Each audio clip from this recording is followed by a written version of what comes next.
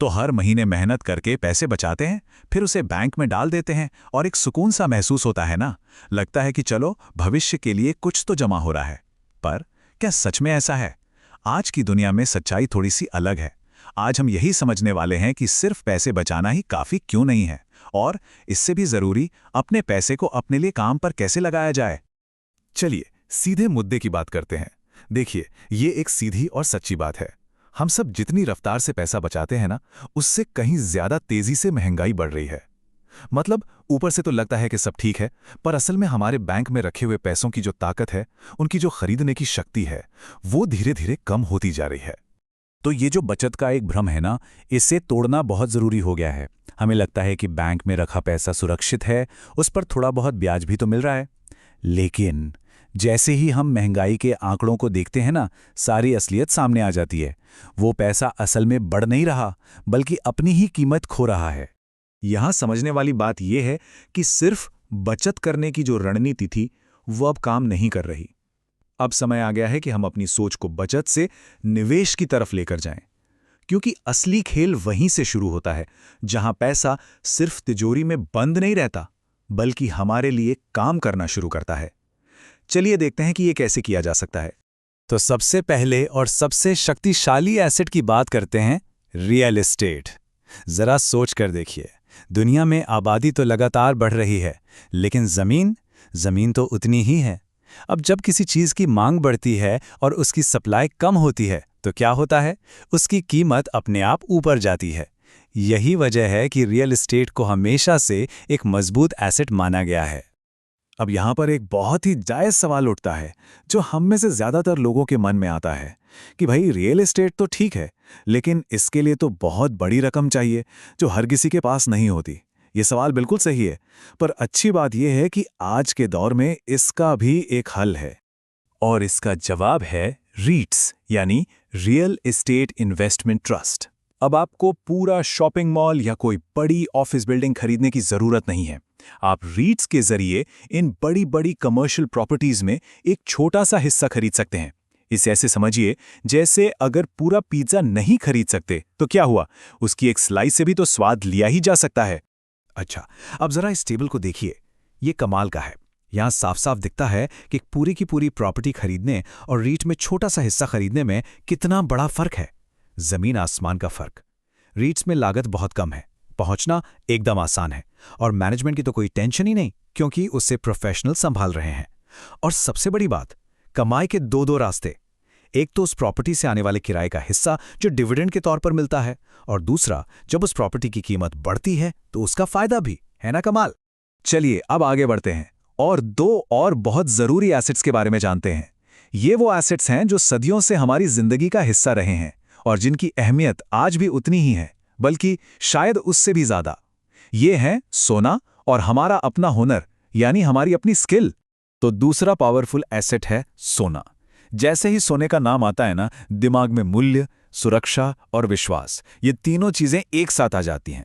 समय बदलता है, सरकारें बदलती हैं, करेंसी की वैल्यू ऊपर नीचे होती रहती है, लेकिन सोने की चमक और उसकी कीमत वो हमेशा बनी रहती है। मुश्किल समय में ये एक मजबूत सहारे की तरह काम करता है। लेकिन यहां एक बहुत जरूरी बात समझने वाली है। निवेश और हमारी भावनाएं, ये दो अलग अलग चीजें हैं। गहने खरीदना एक इमोशनल फैसला हो सकता है, लेकिन उसमें मेकिंग चार्ज और वेस्टेज के कारण मुनाफा शुरू होने से पहले ही हम नुकसान में होते हैं।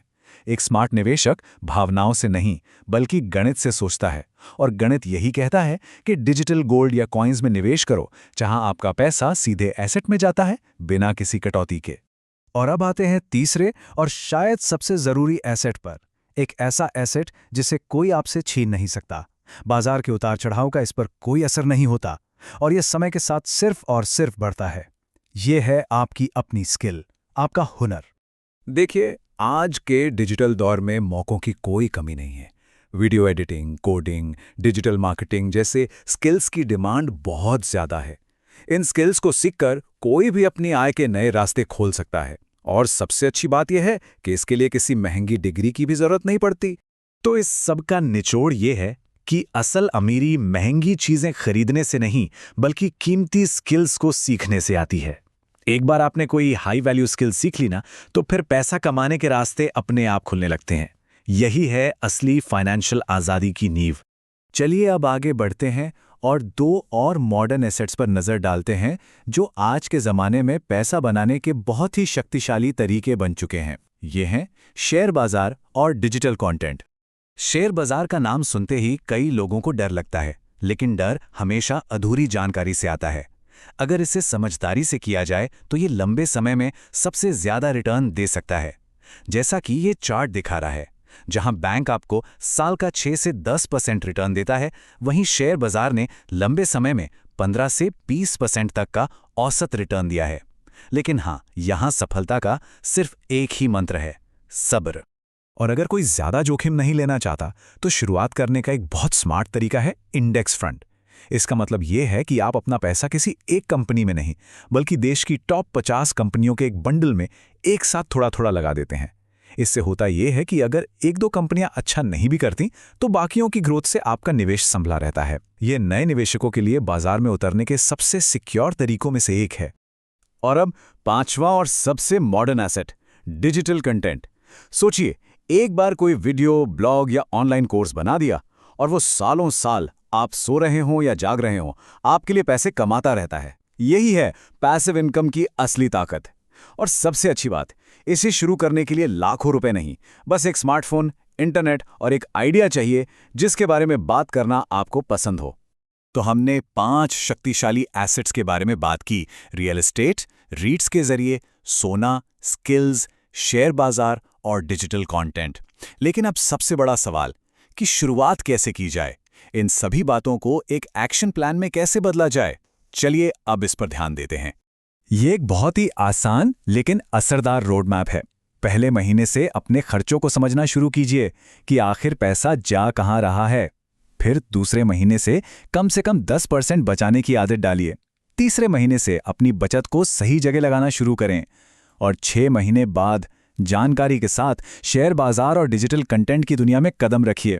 अगर इस अनुशासन को सिर्फ 1 साल तक भी बनाए रखा तो नतीजे हैरान कर देंगे। अच्छा, अब जो बचत की है उसे बांटना कैसे है, ये चार्ट एक बेहतरीन फॉर्मूला देता है। अपनी बचत का सबसे बड़ा हिस्सा यानी 50% खुद पे निवेश करें, अपनी स्किल को बेहतर बनाने में। 30% सोना या रीट्स जैसे एसेट्स में लगाइए और 20% इमरजेंसी के लिए बैंक में रखिए। ये एक बहुत ही बैलेंस्ड और शक्तिशाली तरीका है। और ये बात हमेशा याद रखनी चाहिए, बैंक बुरा नहीं है, लेकिन उसका काम वेल्थ बनाना नहीं है। बैंक का सही इस्तेमाल सिर्फ इमरजेंसी फंड और रोजमर्रा के खर्चों को संभालने के लिए है। असली दौलत तब बनती है जब बाकी पैसा हमारे लिए काम पर लगता है और बढ़ता रहता है। तो अंत में ये एक सवाल है जो हर किसी को खुद से पूछना चाहिए, क्या पूरी जिंदगी सिर्फ पैसे के लिए काम करते रहना है, या फिर कुछ साल मेहनत करके एक ऐसा सिस्टम बनाना है जहां पैसा खुद आपके लिए काम करे? फैसला आपका है। याद रखिए, सीखना, बदलना और सोच समझकर रिस्क लेना ही आगे बढ़ने का रास्ता है।